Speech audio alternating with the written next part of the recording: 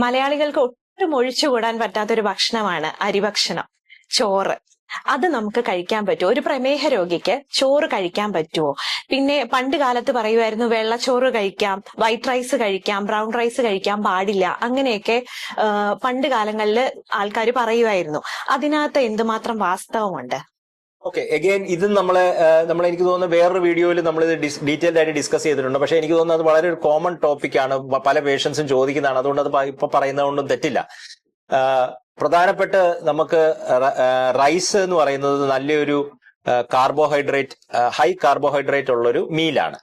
അപ്പൊ ഏത് റൈസ് കഴിച്ചാലും നമുക്ക് ഒരു പരിധി വരെ നമ്മുടെ ഷുഗർ കൂടും, നോ ഡൗട്ട്. എന്ന് പറഞ്ഞാൽ നമുക്ക് പൂർണ്ണമായി റൈസ് അവോയ്ഡ് ചെയ്യേണ്ട ഒരു സാഹചര്യവും ഇല്ല. അങ്ങനെ നമുക്ക് പലപ്പോഴും നമ്മുടെ ഒരു സോഷ്യൽ ഒരു കൾച്ചറൽ ആയിട്ട് നമ്മൾ ഒരു സൊസൈറ്റിയിൽ നമ്മൾ ജീവിക്കുമ്പോൾ അങ്ങനെ ചെയ്യാനും വളരെ ബുദ്ധിമുട്ടാണ്. അപ്പൊ അതുകൊണ്ട് ഇവിടെ എന്താണ് ചെയ്യേണ്ടത്? ഒന്ന്, പോർഷൻ കൺട്രോൾ.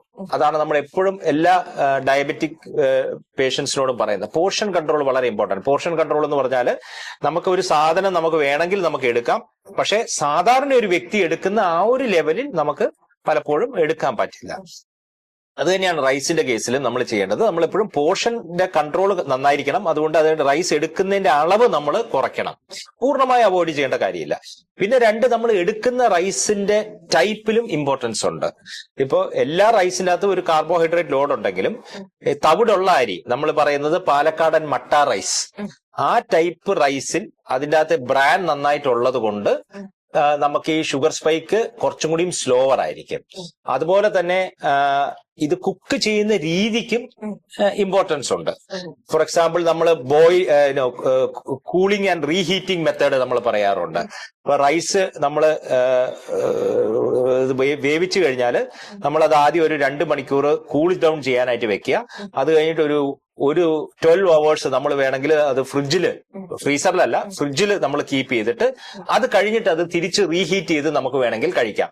അതൊരു ഡയബറ്റിക് പേഴ്സൺ അങ്ങനെ ചെയ്യുമ്പോൾ അതിൻ്റെ അകത്തുള്ള ഒരു ഗുണം എന്ന് വെച്ച് കഴിഞ്ഞാൽ, ഈ രീതിയിൽ കൂളിംഗ് ആൻഡ് റീഹീറ്റിംഗ് ചെയ്യുമ്പോൾ റൈസിന്റെ അകത്ത് കുറച്ച് റെസിസ്റ്റന്റ് സ്റ്റാർച്ച് ആയി മാറും. അത് റെസിസ്റ്റന്റ് സ്റ്റാർച്ച് എന്ന് പറഞ്ഞാൽ നമ്മുടെ ശരീരത്തിന് അത് അബ്സോർബ് ചെയ്യാനായിട്ട് കൂടുതൽ പണിയെടുക്കണം. അപ്പൊ അത് കുറച്ചും കൂടിയും സ്ലോവർ ആയിരിക്കും അതിന്റെ അബ്സോർപ്ഷൻ. അപ്പൊ ഈ ഷുഗർ സ്പൈക്ക് വരാനായിട്ടുള്ള സാധ്യത കുറയും. അപ്പോ ഒന്ന്, കുക്കിംഗ് ടെക്നിക്സ് നമുക്ക് ഇതുപോലെയുള്ള ടെക്നിക്സ് അഡോപ്റ്റ് ചെയ്യാം.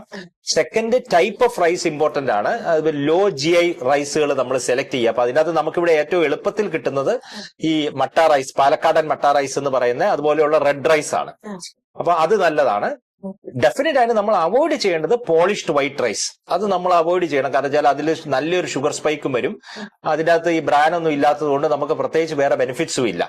അപ്പൊ അതുകൊണ്ട് ഒരു ഡയബറ്റിക് പേഴ്സണെ സംബന്ധിച്ചിടത്തോളം polished white rice, jasmine rice, ഇങ്ങനത്തെ സാധനങ്ങളൊക്കെ അവോയ്ഡ് ചെയ്യുന്നതാണ് നല്ലത്. എന്നാൽ നമ്മൾ ബുദ്ധിപരമായി നമ്മൾ നീങ്ങിയാൽ നമുക്ക് കുറച്ച് റൈസ് എടുക്കുകയും ചെയ്യാം. ഞാൻ ഈ പറഞ്ഞ കാര്യങ്ങൾ നിങ്ങൾ കെയർഫുൾ ആയിട്ട് അത് ഒബ്സർവ് ചെയ്യണമെന്നുള്ളത് മാത്രമേ ഉള്ളൂ.